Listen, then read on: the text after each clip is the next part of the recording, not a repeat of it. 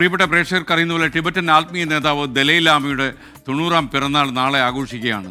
ധരംശാലയിൽ വളരെ വിപുലമായ ആഘോഷ ചടങ്ങുകൾ ഇപ്പോഴും നടക്കുകയാണ്. ദലൈലാമ ഇന്ന് പൊതുജനങ്ങളെ കാണുന്നുണ്ട്. ബൽറാം നെടുങ്ങാടിയും നമ്മുടെ വാർത്താ സംഘവും അവിടെ ക്യാമ്പ് ചെയ്യുകയാണ്.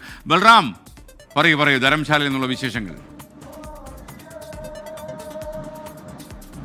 എസ് കെ എൻ, ദലൈലാമയുടെ പിറന്നാൾ ആഘോഷത്തിൻ്റെ നിറവിലാണ് ഇപ്പോൾ ലിയോട്ട് ഗഞ്ചിലെ ഈ ദലൈലാമ ക്ഷേത്രം. ഇവിടെ അദ്ദേഹത്തെ കാണാനായി പൊതുജനങ്ങളും വിശ്വാസികളും എത്തിച്ചേർന്നിരിക്കുന്നു. നമുക്ക് ദൃശ്യങ്ങളിൽ കാണാം, ഏറെ സന്തോഷത്തോടെയാണ് ജനങ്ങൾ ലോകത്തിൻ്റെ വിവിധ ഭാഗങ്ങളിൽ നിന്നുള്ള ടിബറ്റൻ വിശ്വാസികൾ ഇവിടെ എത്തിച്ചേർന്നിരിക്കുന്നത്.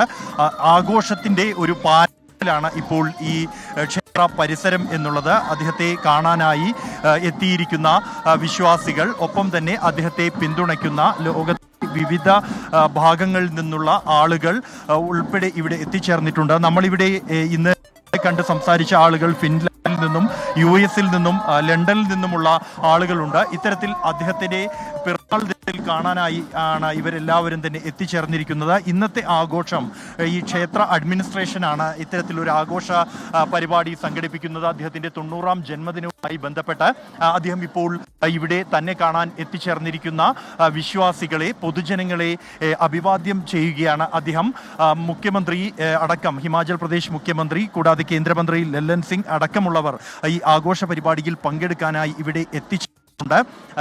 ഇന്ന് 2 മണിക്കൂർ നടക്കുന്ന ആഘോഷ പരിപാടികളാണ് അദ്ദേഹം പിറന്നാൾ ദിനവുമായി ബന്ധപ്പെട്ട് ഈ ക്ഷേത്രത്തിൽ നടക്കുന്നത്. ഇന്ന് അദ്ദേഹത്തിന്റെ ഔദ്യോഗികമായുള്ള പിറന്നാൾ ദിനമാണ്, ജൂലൈ 6.